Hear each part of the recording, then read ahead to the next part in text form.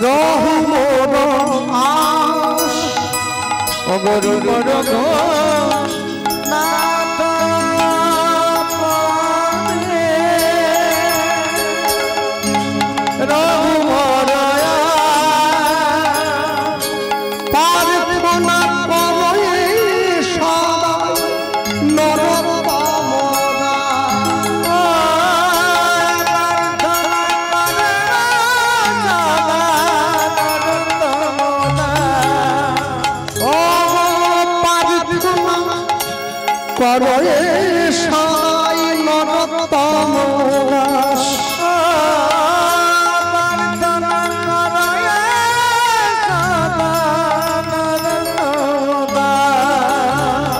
বলি আমার ভাগ্যে হলো না গো, আমার ভাগ্যে হলো না গো, ও গো আমার ভাগ্যে হলো না, বলি আমার ভাগ্যে হলো না গো। বলি সবাই তোমার নাম নিল, বলি আমার ভাগ্যে হলো না গো। এমন প্রতীতি পাবো অবতারে আমি পতিত রইলাম পড়ে, বলি প্রভু আমায় ঠাই দিও অন্তিম কালে, আমায় রেখো তোমার চরণ তলে, বলি রেখো তোমার চরণ তলে,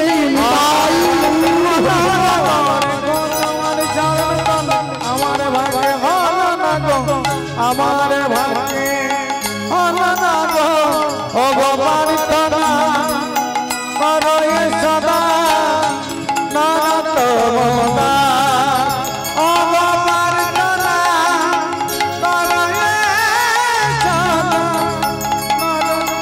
নরতমদা। সবাই তোমার নাম পেয়েছে, তাহলে আমি বাদ হয়ে গেলাম। আমি কে? বৈষ্ণব মহাজন বলছে আমি। হ্যাঁ হ্যাঁ, কেন জানেন? যে প্রকৃত গুণী ব্যক্তি হয় সে কোনোদিন অপরের দোষ ধরে না, সে দোষ ধরে নিজের। মা শারদা বলতেন কখনো অন্যের দোষ দেখবে না, দোষ দেখবে নিজের। আমার হলো, তোমার হয়নি আমি একবারও বলবো না আমার। কেন জানো? সব সময় জন্য মনে রাখবে, তুমি যদি নিজের অন্যায়টা বড় করে দেখো তাহলে তুমি জ্ঞানী হতে পারবে, আর তুমি যদি অপরের অন্যায়টা বড় করে দেখো তাহলে তুমি সারা জীবন মূর্খ হয়ে রয়ে যাবে। মনে রাখবেন ভক্তমণ্ডলী ভক্তিমতী মা, আমরা ছোট্ট করে গৌরচন্দ্রিকা শ্রবণ করলাম, লীলা মাধুর্যের মধ্যে প্রবেশ করব জায়গায়। আচ্ছা, আর এই জায়গায় বলতে গিয়ে ইউটিউব চ্যানেল ভাই যারা এসেছো, হ্যাঁ হ্যাঁ, তোমাদের কাছে আমার নতুন করে কিছু বলার নেই, সকলে জানো। আমি শুধু একটা জিনিসই তোমাদের কাছে জানবো, সেটা হচ্ছে তোমাদের এই যতগুলো চ্যানেল, আমি তো চিনি না সবাইকে, যারা এসেছো, প্রথম কথা হলো তোমাদের কারো চ্যানেল থেকে কি দীনকৃষ্ণ ঠাকুরের কীর্তন ছাড়া হয়? যারা এসেছো এখানে, বাকিরা কোথায়? কারো চ্যানেল থেকে ছাড়া হয় কীর্তন? ছাড়া হয় না? ঠিক আছে, হ্যাঁ হ্যাঁ, দীনকৃষ্ণ ঠাকুরের কীর্তন যদি কোনো চ্যানেল আপলোড করে তাহলে কাকে আমি ভিডিও করতে দেবো না। হ্যাঁ হ্যাঁ, কেন ও সনাতন ধর্ম বিদ্বেষী লোক, ওকে সহ্য হয় না। হ্যাঁ হ্যাঁ, সে ক্যামেরা বন্ধ করে নেবে, বাকিরা চালাবে। আর যারা রয়েছে তোমরা সকলে কীর্তনের শেষে আমার সঙ্গে একটু দেখা করো, একটু কথা আছে, অন্য কিছু না। চল চল, আমি বলতে গিয়ে বলবো সবার আগে এটা বলার, সত্যি কথা বলতে কি জানেন, অন্য কিছু না, সমাজকে সমাজ সংস্কার হোক এটা আমি, তার জন্য আমিও অনেক কথা বলি, কিন্তু তা বলে এটা নয় আমার নিজের বাবাকে পাড়ার লোক গালাগালি দেবে আমি থেকে সাপোর্ট করবো, এটা হয় না। সমাজ সংস্কারের নামে তুমি মহাপ্রভুকে গালি দেবে, তুমি কৃষ্ণকে গালি দেবে, রাধারানীকে মাল বলবে, আমি সেটা মানব না। হ্যাঁ হ্যাঁ, আমি আমার পিতার অপমান আমি সহ্য করব না। যে মানছে তার ভালো লাগছে, সে মানছে তার ব্যাপার। চল চল, আমরা বলতে গিয়ে বলবো সবার আগে এই জায়গায় দাঁড়িয়ে আজকে আলোচনা লীলা মাধুর্য যা প্রকাশ হবে। আপনারা বহুদিন ধরে কীর্তন শুনছেন এখানে বসে। আমি বলতে গিয়ে সবার আগে বলবো, যখন আমরা নাম কীর্তনের শেষ পদটা গাই, ওখানে আমরা কীর্তনে করি ওই আছে না, হরি হরয় নমঃ কৃষ্ণ যাদবায় নমঃ যাদবায় মাধবায় কেশবায় নমঃ। ওই পদাবলিতে এক জায়গায় লেখা আছে, জয়রূপ সনাতন ভট্ট রঘুনাথ শ্রীজীব গোপাল ভট্ট দাস রঘুনাথ, এই ছয় গোসাইয়ের পরিচরণ বন্দন, যা হইতে বিঘ্ননাশ অবিশ্ব পুরন। এই ছয় গোসাই যবে ব্রজে কইলেন বাস, ব্রজে রাধা কৃষ্ণের নিত্য লীলা ভ্রমণে প্রকাশ। এই যে সর্বস্বামীর নাম আপনারা শুনলেন 1 2 3 4 করে, জয়রূপ সনাতন ভট্ট রঘুনাথ শ্রীজীব গোপাল ভট্ট দাস রঘুনাথ, এই 6 জন। মনে রাখবেন এই 6 জন কিন্তু শুধুমাত্র বৈষ্ণব নয়, এরা হচ্ছে মহাজন। মহাজন কাকে বলে? ঊর্ধ্বলিঙ্গ ঊর্ধ্বজনী ঊর্ধ্বরতি হয়, ঊর্ধ্ব না হইলে জীবে যাবে জমালয়। পুরুষের লিঙ্গ হয় মস্তকের মণি, তালইয়া খেলা করে দেবপদ্মজনী। শ্রী রাধিকা হয় তার প্রেমের মহাজন, সেই মানুষের বাড়ে ওজন, তাকে বলে মহাজন। মহাজন সবাই হতে পারবে না। হ্যাঁ হ্যাঁ, মানুষের দুটো হাত, ডান হাত বাঁ হাত। মহাজনের আরেকটা হাত আছে, ওকে বলে শ্রীহস্ত, যা দিয়ে ভগবানের কথা লেখা। মহাজনরা আমাদের মতো করে স্কুল কলেজে পড়েন নাই, বড় বড় উচ্চ শিক্ষিত হন নাই, কিন্তু তাদের লেখা বড় বড় জায়গায় গবেষণা হচ্ছে যে কি করে লেখলো এত সুন্দর ভাষা। যারা নবদ্বীপে গিয়েছেন, নবদ্বীপে যারা, আমি মায়াপুরের কথা বলি না, এপারের কথা বলছি। নবদ্বীপে যে যদি আপনারা কোনোদিন বৃন্দাবন দাস ঠাকুরের শ্রীপাঠে যান, বৃন্দাবন দাস ঠাকুর মানে তিনি তাকে কলিযুগের ব্যাসদেব বলা হয়, বৃন্দাবন দাস ঠাকুর, যিনি চৈতন্য ভাগবতের রচয়িতাকার। যদি বৃন্দাবন দাস ঠাকুরের শ্রীপাঠে আপনারা যান, গেলে দর্শন করবেন, বৃন্দাবন দাস ঠাকুরের শ্রীপাঠে ঢুকতে গেলে উপরে একটা বড় করে তরুণ দেওয়া আছে, সাইনবোর্ড। ওখানে লেখা আছে পরিষ্কার বাংলায়, কি? মনুষ্যে লিখিতে নারে ওইছে গ্রন্থ ধন্য, বৃন্দাবন দাস লিখে বক্তা শ্রী চৈতন্য। এই বৃন্দাবন দাস ঠাকুর যখন এই গ্রন্থ তিনি লিখেছেন, তার গ্রন্থ লেখা তো বয়স নেই, ধৈর্য নেই, মহাপ্রভু কৃপা করে লিখিয়ে নিয়েছেন, তাই সে লিখেছে। মহাপ্রভু বলছে তুমি লিখবে না, আমি বলবো তুমি শুধু খাতায় লিখবে, এটাই তোমার কাজ। সেই গ্রন্থ মানুষের পাঠ করছে। তো এই যে 6 জন গোস্বামীর কথা আমরা বললাম, সকলে 6 জন গোস্বামীর কথা বলতে গিয়ে আমি সবার আগে বলবো যেটা বলা, এই 6 জন গোস্বামীর থেকে আজকে মধ্যাহ্নকালে দাঁড়িয়ে আমরা এক গোস্বামীর কথা শ্রবণ করব সকলে। সেই গোস্বামী অন্য কেউ নয়, তাকে সবাই আপনারা জানেন, যার কথা আমরা শুনবো হরিসভায় বসে, লীলা মাধুর্য যা প্রকাশ হবে, পরম বৈষ্ণব মহাজন শ্রী রঘুনাথ দাস গোস্বামীর জীবনী কথা। আর আমি বলতে গিয়ে একটা কথাই আপনাদের বলবো, প্রাণ ভরে আস্বাদন করবেন সকলে। কেন জানেন? রঘুনাথের বৈরাগ্য পাষাণের সমান, যার বৈষ্ণবতায় পাষাণ গলে গিয়েছে, এহেন বৈষ্ণব অন্য কেউ নয়। গোটা বৈষ্ণব জগতে 4 জন বৈষ্ণব আছেন যারা বিশ্বশ্রেষ্ঠ কীর্তি অর্জন করেছেন। 4 জন বৈষ্ণব কে কে? নামে ঠাকুর হরিদাস, প্রণামে রঘুনাথ, আচার্য শ্রী রামানন্দ, হরিনাম প্রচারে শ্রীপাদ নিত্যানন্দ, নিত্যানন্দ। 4 জন বৈষ্ণব। প্রথমে কে? নামে ছিল হরিদাস। হরিদাস ঠাকুরের মতো এত হরিনাম আজ পর্যন্ত কোন বৈষ্ণব করতে পারে না। দিবানিশি 3 লক্ষ হরিনাম গাইতো, মাসে 1 কোটি নাম গায় যে সাধু, 3 দিন 90 লক্ষ। নামে ছিল হরিদাস, প্রণামে রঘুনাথ দাস। যার কথা বলবো, রঘুনাথ দাসের মতো করে এক প্রণাম কেউ করতে পারে নাই। প্রত্যেক দিন বৃন্দাবনে রাধাকুণ্ডের পাড়ে 1000 বার মাথা ঠুকিয়ে প্রণাম করতেন। শেষ জীবনে কপালের মাঝখানটা গর্ত হয়ে গিয়েছিল।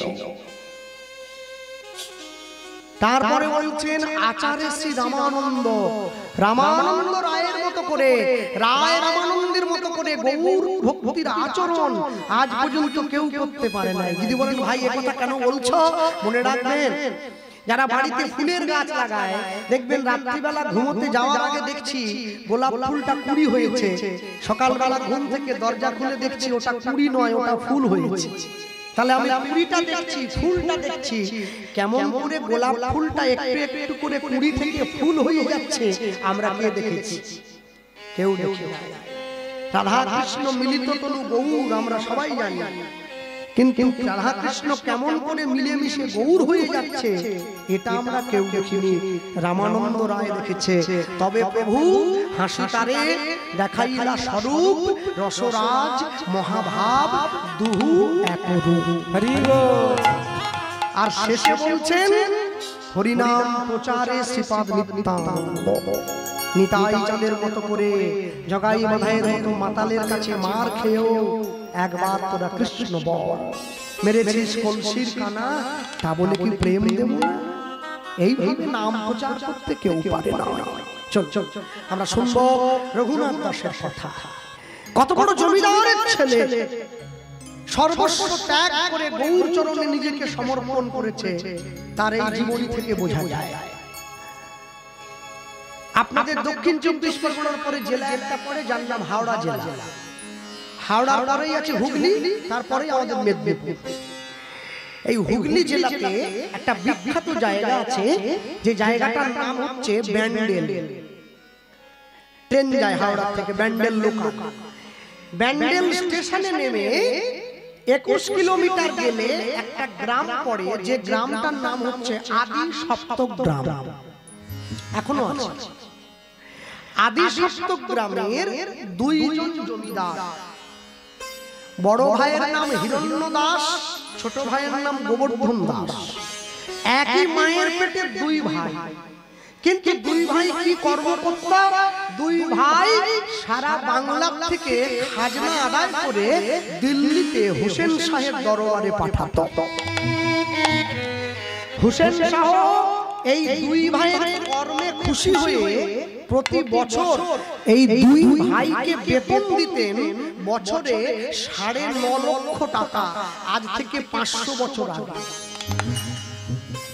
যেটা বর্তমান বাজারে 100 কোটি টাকা সমান। তাহলে দুজনের জীবনে পয়সা ছিল, গাড়ি ছিল, বাড়ি ছিল, সব আনন্দ ছিল, সুখ ছিল, কিন্তু মনে শান্তি ছিল না। কেন জানেন?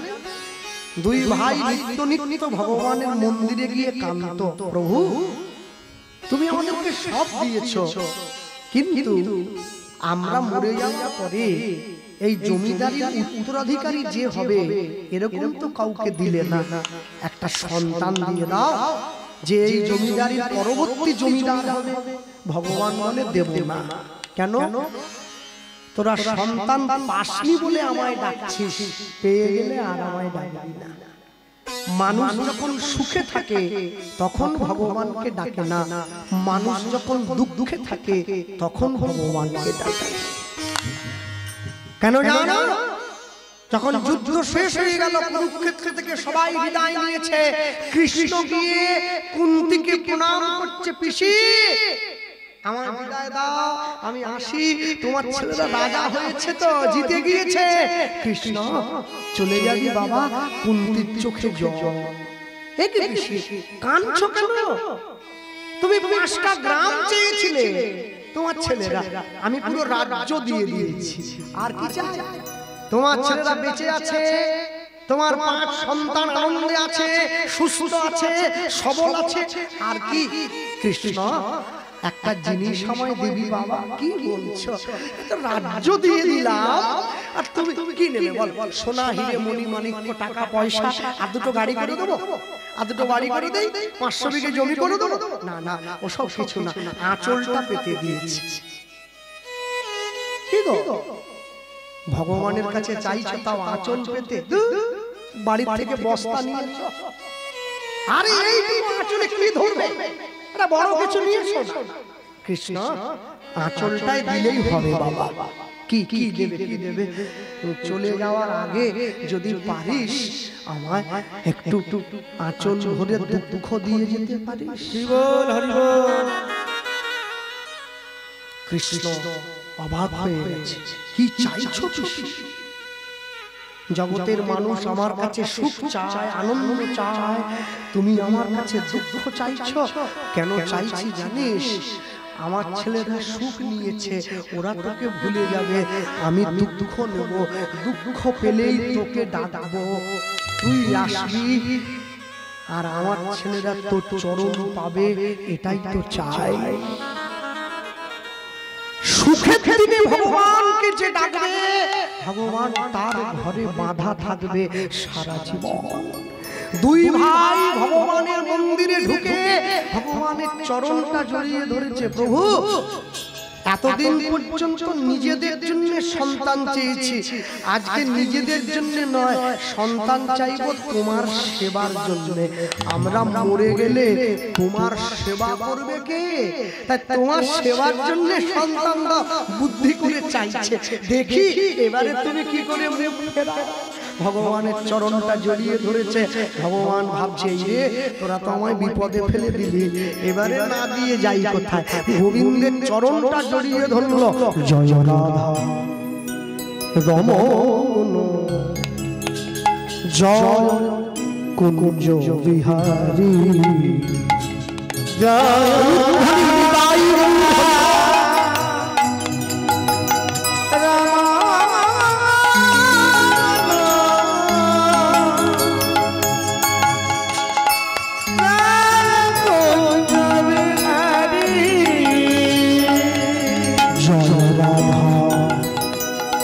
রমণ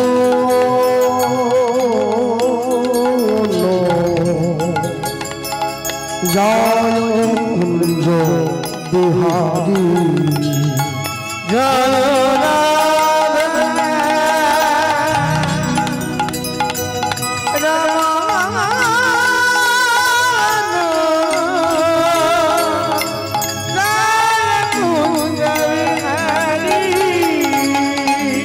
জয় যশোদা নন্দন,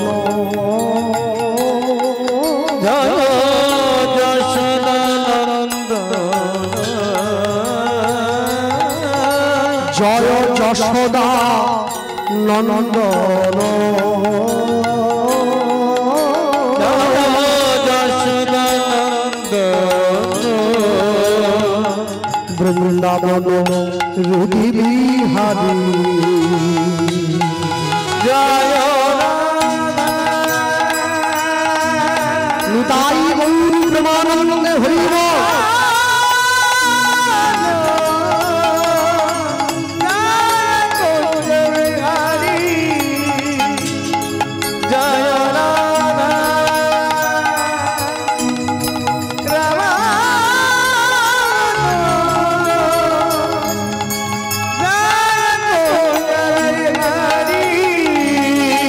নবীন নীলবন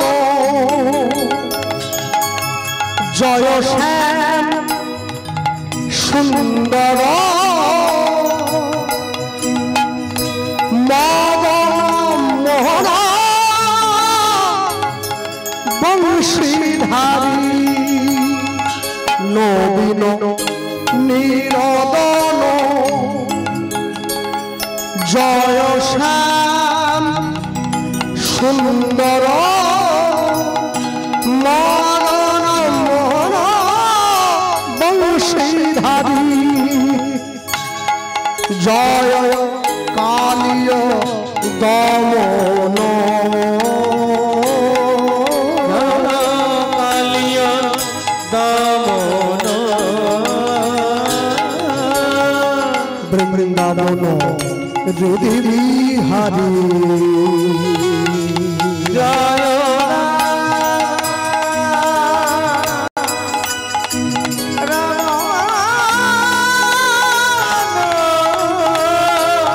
দেখা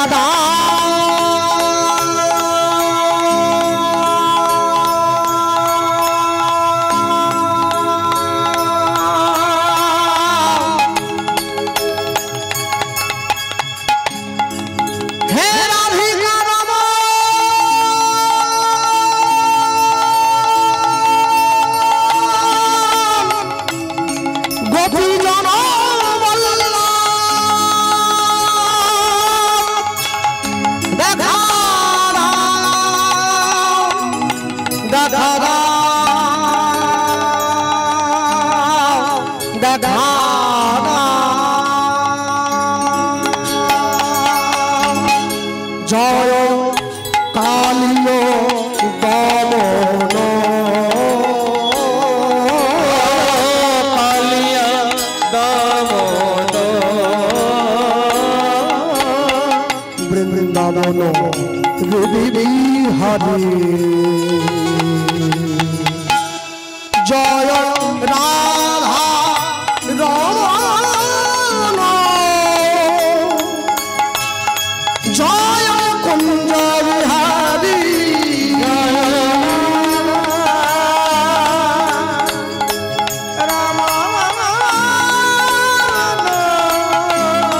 জয় কুঞ্জ বিহারী জয় কুঞ্জ বিহারী জয় কুঞ্জ বিহারী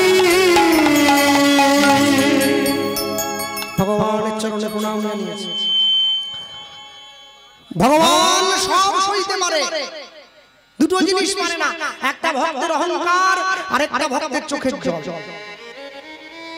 ভগবান জীবনে দুবার হাসে, এখন নার্সিংহোমের বিছানায় রোগী শুয়ে থাকে, ডাক্তার গিয়ে রোগীর সামনে দাঁড়িয়ে বলে আপনার কোনো চিন্তা নেই, আমি যখন আছি আপনি বাঁচবেন।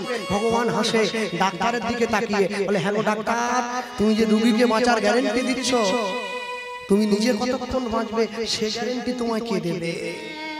বলে না, একটু মনের জোরটা বাড়িয়ে নিচ্ছিলাম। আরেকবার ভগবান হাসে, কখন জানেন? যখন দুই ভাই ফিতা ফেলে জায়গা ভাগ করে, তোর 5 কাঠা আমার 5 কাঠা। ভগবান হাসে, কার জায়গা কাকে দাও রে? পরের জায়গা পরের জমি ঘর বানাইয়া রই, আমি তো সেই ঘরের মালিক নই।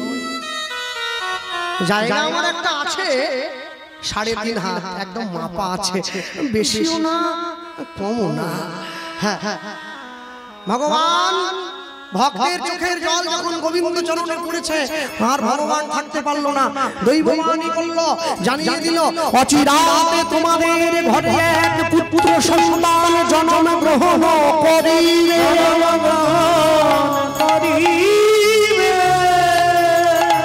আমার ভক্তির বলে সন্তান বলবান হইবে, বলবান হইবে। এই সন্তান না রহিবে তোমাদের ঘরে, তোমাদের ঘরে। জগৎ মাঝে আমার লীলা কথা, আমার লীলা কথা প্রচার করিবে দারে দারে। আমার লীলা কথা প্রচার করিবে দারে দারে। কি বললেন? তোমাদের ঘরে একটা পুত্র সন্তান জন্ম হবে। দুই ভাই চোখ মুছতে মুছতে মন্দিরের বাইরে এসে বলছে হ্যাঁ রে ভাই, আমরা দুই ভাই তো ভগবানের চরণে নয়নের জল দিলাম, তাহলে ছেলেটা কার ঘরে হবে রে? যে কোনো কারো ঘরে হবে। পিতামাতার মৃত্যুর পরে পিতামাতাকে পিণ্ড দান করে পুত নামক নরক থেকে উদ্ধার করে বলে সন্তানকে বলা হয় পুত্র। পুত যুক্ত তর সমান পুত্র। गोस्वामी तुलसीदास जी लिखছেন एक दार से बाहर होता है पूत और मूत, जो भजे हरि वो है पूत, जो बिना भजे हरि वो है मूत। মাতৃগর্ভের একই দরজা দিয়ে পুত্র এবং মূত্র বেরিয়ে আসে। যেটা হরিভজন করে ওটা পুত্র, যেটা হরিভজন করে না ওটা মূত্রের সমতুল্য, কোনো দাম নেই ওটা। হ্যাঁ হ্যাঁ, এরপরে ভগবান বললেন এই ছেলেটা ঘরে থাকবে না, আমার নাম নিয়ে মানুষের দরজায় দরজায় ঘুরে বেড়াবে। এই ভাই ভগবান কি বলছে রে বলুক, তবু তো বুঝবো একটা সন্তানের জন্ম দিতে পেরেছি। ছোট ভাই গোবর্ধন দাসের স্ত্রীর কোনো সন্তান ছিল না। বড় ভাই হিরণ্য দাসের স্ত্রীর কোল আলো করে শুভ দিনে শুভক্ষণে একটা সন্তানের জন্ম হলো। ছোট ভাই ছুটে এসেছে সম্পত্তির দলিলটা নিয়ে, ভাই আমার তো কেউ নেই, আজ থেকে আমার সম্পত্তি তোর ছেলেটাই পাবে। হ্যাঁ হ্যাঁ, ভালো কথা, খুব ভালো যুক্তি, তবে আমারও একটা শর্ত আছে। কি?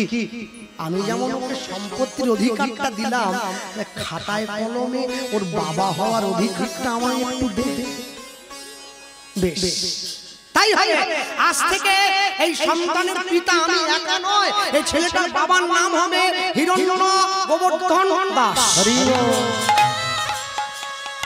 গ্রামের মায়েরা ছুটে এসেছে, জমিদার মশাই যেমন করে রামচন্দ্র নিজের রাজ্যের সকল প্রজাদেরকে আগলে রেখেছে, আপনার ছেলে বড় হয়ে গ্রামের মানুষের দুঃখ দূর করবে, ছেলেটার নাম দিন রঘুনাথ।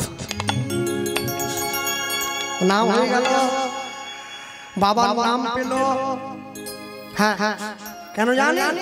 সব সময় মনে রাখবেন, এই যে মায়েরা বসে আছেন, বাবারা বসে আছেন, আমরা কীর্তন করে গাইছি, আমরা কিন্তু কেউ জানি না আমাদের বাবা কে। তাহলে আপনারা বলতে পারেন যে গোপাল কৃষ্ণ, তাহলে আধার কার্ডে যে লিখেছি যে আমাকে ছোটবেলায় কাঁধে নিয়ে মেলায় নিয়ে যেত, যে আমাকে কীর্তন শুনতে নিয়ে যেত, বলে ওটাকে তো মা চিনিয়েছে, আমার মা দেখিয়েছে, ওই লোকটা তোমার বাবা। সন্তানের প্রকৃত পিতাকে এটা একমাত্র মা জানে। মা চেনে বাপ, মন জানে পাপ। অন্ধকারে দাঁড়িয়েও খারাপ কাজ করলে কেউ না জানুক, মন জেনে যায়। হ্যাঁ, কেন জানে? সব সময় মনে রাখবেন, শিক্ষা যদি নাঙল চালায়, মূর্খ যদি করে দেশের শাসন, কেউ আটকাতে পারবে না, অনিবার্য হবে এই সমাজের পতন। দুঃখ কখন জানেন? একটা এমএ পাস ছেলে রাস্তার পাশে মশলা মুড়ি বিক্রি করছে, দুঃখ এখানে নয়, দুঃখ হয় তখন যখন দেখি একটা এমএ পাস করা ছেলে একটা ঝাড়ুদারের চাকরি করার জন্য একটা 8 ফেল নেতার সই আনতে গিয়ে তার পা টিপছে। দুঃখ হয় তখন। ও তো পড়াশোনা করেনি, যে না পড়েছে সে শিক্ষার মূল্য বুঝবে কি করে? পড়ো, না পড়লে জানবে কি? মাধ্যমিক পরীক্ষা শুরু হয়ে গেছে, বাড়ির ছেলে মেয়েরা পরীক্ষা দিতে যাচ্ছে, আজকে আসতে দেরি হলো আমার ওই জন্য।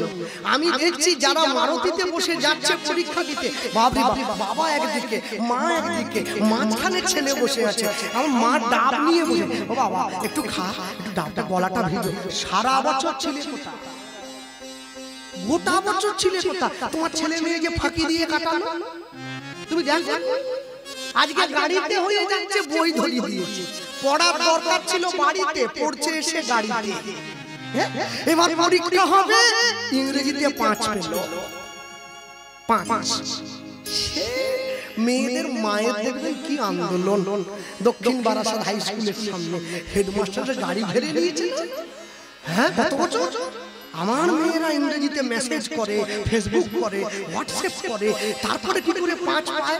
মারে ইংরেজিতে মেসেজ করা আর পরীক্ষায় লেখা এক। মা সারা বছর না পড়ে পরীক্ষার আগের দিন পড়লে যেমন ভালো নাম্বার পাওয়া যায় না, সারা জীবনে কৃষ্ণ নাম না বলে মরার আগের দিন বলতে গেলে মুখে আসে না। তোমাকে বলতে হবে, যখন তোমার বলার দরকার তুমি তখন বলনি, যখন বুড়ো হয়ে গেছ দাঁতের ফাঁকা দিয়ে হাওয়া বেরিয়ে গেছে হজি বল। আর লাভ নেই।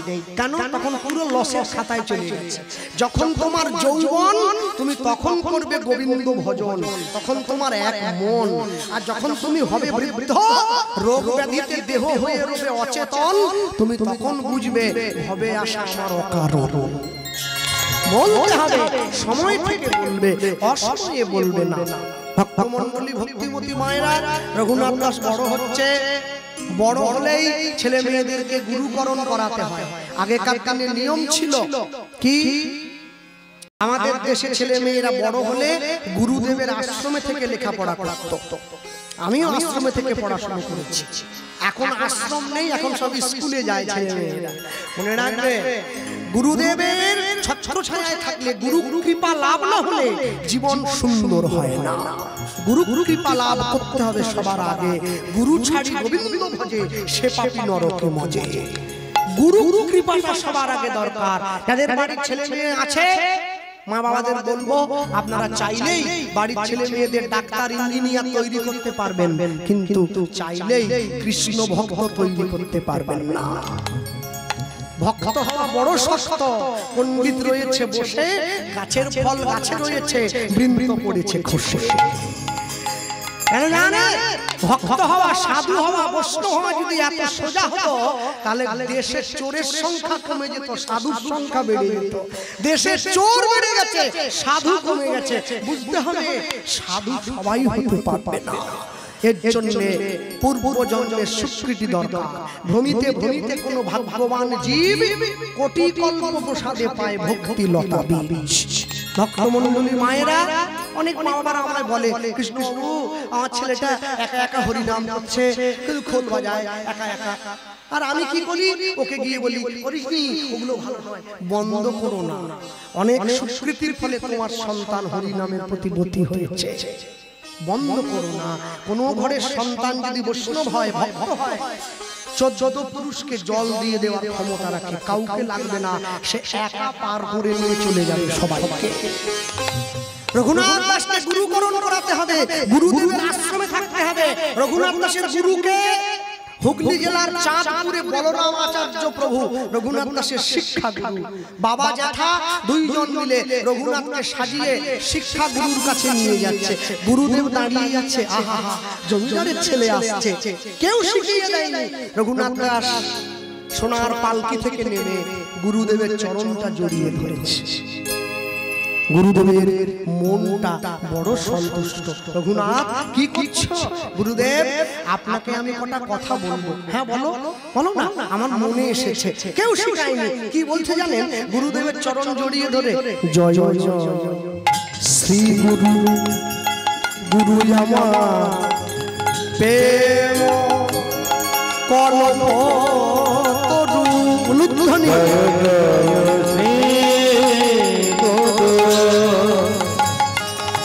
গুরু আমার প্রেম কল্প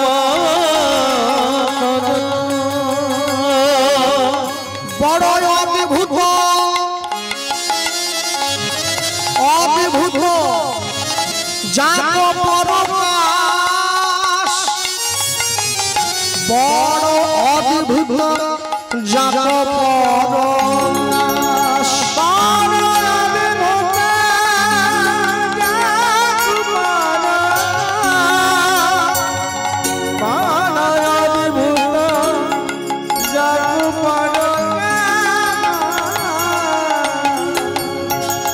আমার হিয়া অজ্ঞান ও গতি মির বড় জ্ঞান,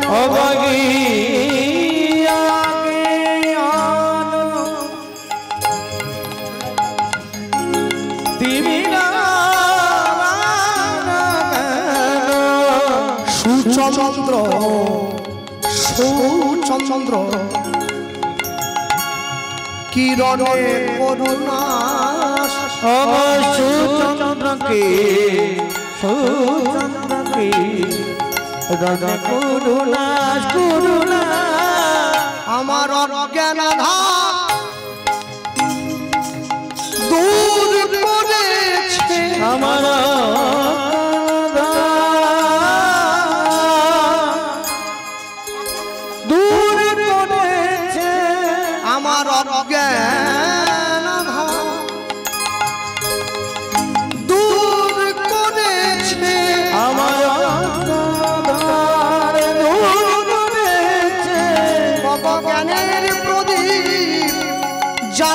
দিকে আমার কারাগার দূর করেছে জ্ঞানের প্রদীপ জ্বালায় দিকে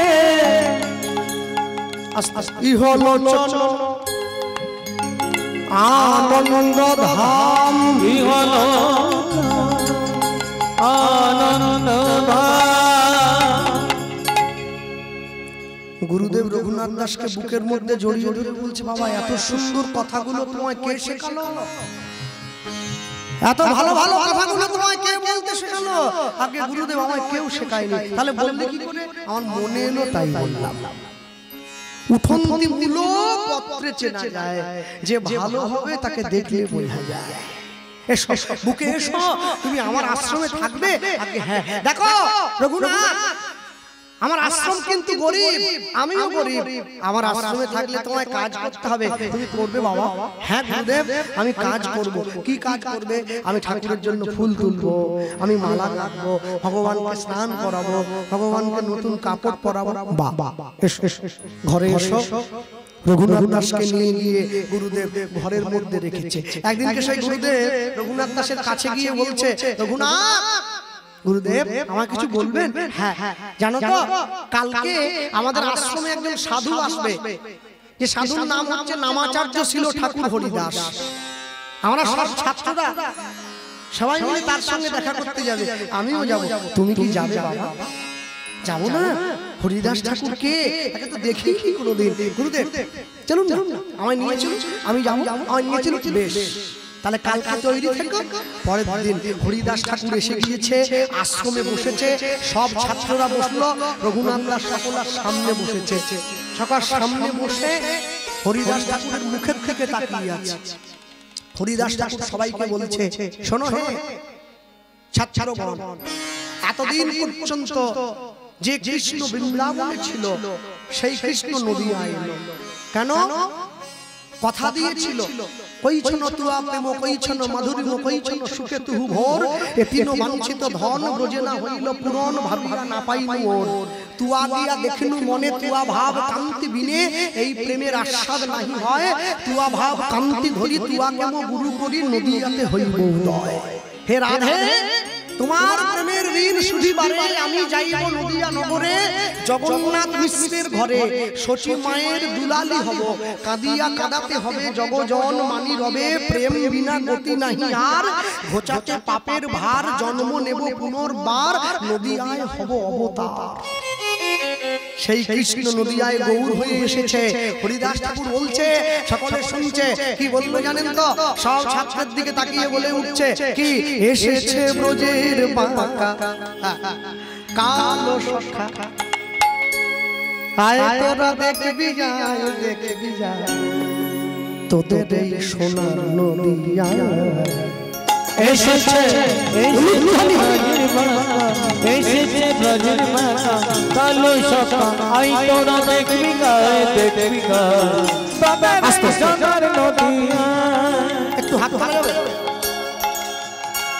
বুঝেছেন মায়েরা হ্যাঁ একটু তালি দেওয়া যাবে হ্যাঁ জোরে দাও জোরে এসেছে ব্রজের মাতা এসেছে ব্রজের মাতা কালো সখা আয় তোরা দেখবি তোদের সোনার নদিয়া হরি হরি এসেছে ব্রজের মাতা এসেছে ব্রজের মাতা কালো সখা আই তোরা দেখবি গায় তবে সোনার নদিয়া তবে সোনার নদিয়া মায়েরা হাত নামিয়ে কেন হ্যাঁ মায়ের হাত নামিয়ে কেন যে মায়েরা হাত নামিয়ে নিবে আমি যাওয়ার সময় বলে যাবো সেজন্য লক্ষ্মীর ভান্ডার না পায় খবরদার বুঝেছ কেউ যেন না নামা রং ফিরেছে ঢং ফিরেছে হরি হরি রং ফিরেছে ঢং ফিরেছে রং ফিরেছে ঢং ফিরেছে রং ফিরেছে ঢং ফিরেছে ও গো কালো এখন চেনা এসেছে এসেছে এসেছে ব্রজের হরি হরি আলো সখা আই তোরা দেখবি গায় দেখবি গায় তোদের এই সোনার নদীয়া তোদের এই সোনার নদীয়া তোদের এই সোনার নদীয়া তার কালো বদন নাই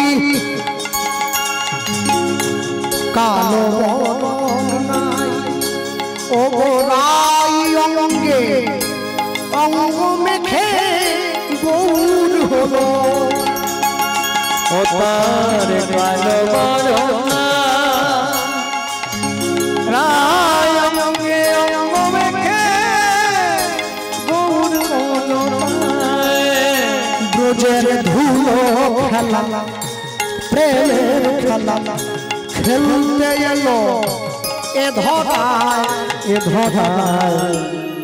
তোদের এই সোনার হরি হরি বল সোনার নদীয়া এসেছে ব্রজের বাবা এসেছে ব্রজের বাবা কালো সখা আই তোরা দেখি আই দেখি তোদের এই সোনার নদীয়া তোদের এই সোনার নদীয়া তোদের এই সোনার নদীয়া এবার শ্যাম রাধা প্রেমে ধুনি হয়েছে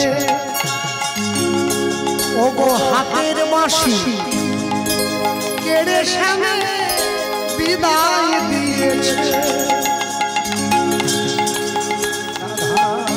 রাধা প্রেমে ঋণী হয়েছে ও গো হাতের বাঁশি কেড়ে শ্যামে বিদায় দিয়েছে এখন বাঁশি নাই আর সাধবে কিসে দেখো বাঁশি নাই আর বাঁশি নাই আর সাধবে কিসে হাত তুলে তাই গুণগায় গুণগায় তোদের এই সোনার তাই হরি হরি এসেছে ব্রজের বাবা কালো সখা আই তোরা দেখবি গায় দেখবি গায় তোদের এই সোনার নদীয়া তোদের এই সোনার নদীয়া তোদের এই সোনার নদীয়া এই গানটি কোনো কীর্তনীয়ার বানানো গান নয় এটি মহাজন পদ এই পদ কার লেখা জানেন এই পদাবলীর লেখক হচ্ছেন বিশ্বরূপ দাস বৈষ্ণব মালদা জেলা নিবাসী তিনি ভগবান বিশ্বাস করতেন না তার স্ত্রীকে গিয়ে বলেছিলেন ভগবান বলে সত্যি যদি কেউ থেকে থাকে কালকে সকালবেলায় আমার ঘরের পুকুর পাড়ের সামনের জলটা পুকুরের জলটা যদি মিষ্টি হয়ে যায় আমি বুঝবো তোমার ভগবান আছে কি বলবে তুমি আমার ভগবান নেই বেশ পরের দিন সকালবেলা উঠে যখন সেই মানুষ পুকুরের জলে হাত দিয়ে মুখে দিয়েছে দেখছে পুকুরের জল মিষ্টি হয়ে গেছে তাই লিখছেন দাস বিশ্বরূপে দাস বিশ্বরূপে এমন হয় কি না আর হয় নিতাই বিশ্বরূপে এমন হয় কি না ও গো সময় বুঝে চরণেতে সব সপে দিতে হয় অবসায় জেনে চরণে সপে দিতে ও গো সময় জেনে চরণে সব সপে দিতে হয় অবসায় জেনে সব চরণেতে সপে দিতে রাধার প্রেমের নাগর রসের সাগর প্রেম বিলাতে এ ধরায় তোদের এই সোনার নদীয়া এসেছে ব্রজের বাবা এসেছে ব্রজের বাবা কালো সখা আই তোরা দেখবি গায় দেখবি তোদের এই সোনার নদীয়া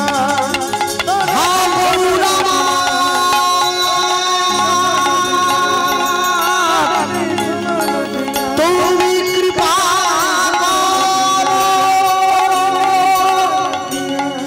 কৃপা কৃপা কৃপা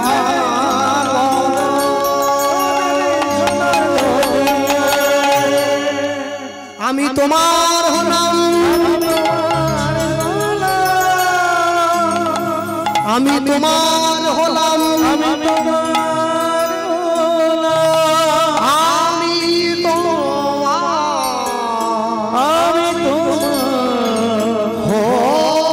হলাম, আমি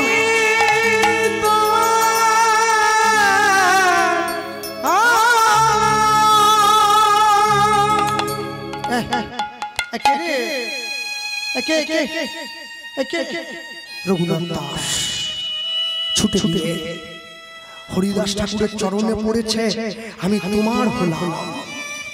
বাবা কে রে? ঠাকুর এই আমার পায়ে পড়ছে, কি নাম তো? আগে আমার নাম রঘুনাথ। বাহ বাহ, বড় সুন্দর নাম তো। ঠাকুর তোমার নাম কি? আরে পাগল ছেলে, আমার নাম হরিদাস। কি বলবে? এই জগতের লোকে মায়ার দাস, টাকার দাস, ছেলে মেয়ের দাস, তুমি কি না হরিদাস? বাহ বাহ, তোর নামটা ঠাকুর। এই যে কপালে টপালে গোটা গায়ে সব চিহ্ন টিহ্ন, এগুলো কি গো? ওরে বোকা ছেলে, এগুলোকে তিলক বলে রে।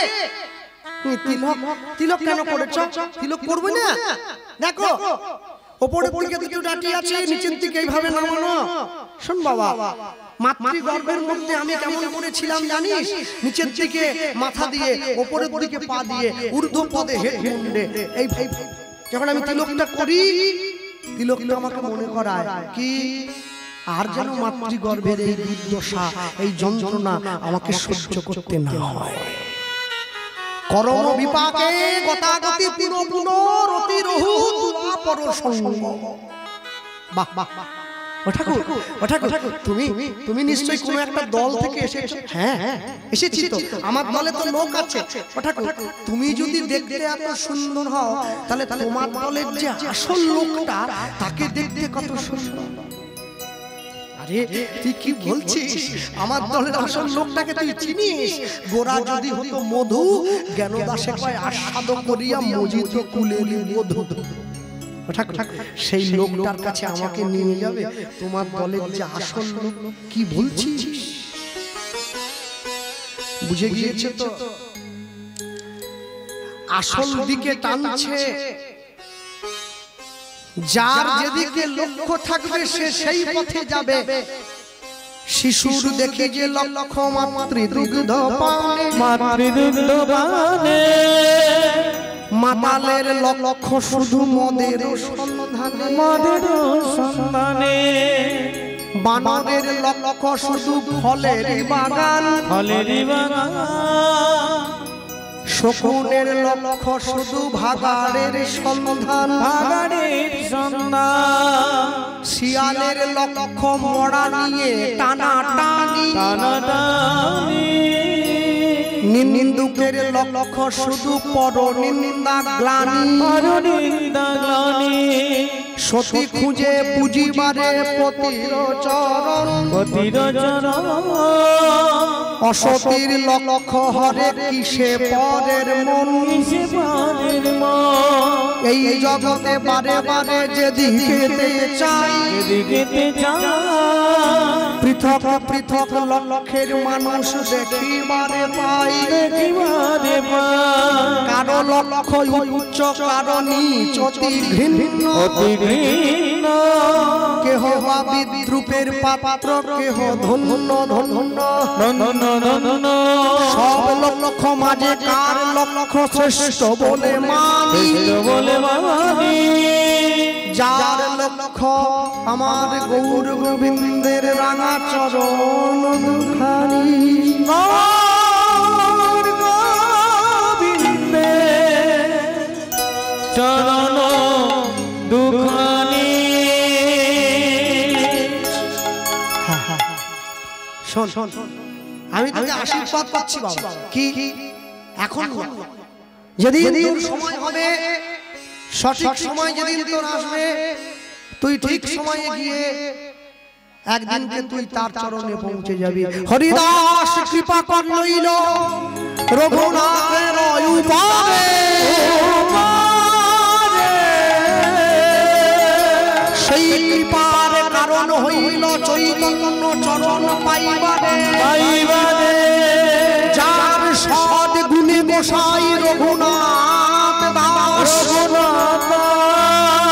চৈতন্যে জন্মিল ভক্তি জন্মাইল বিশ্বাস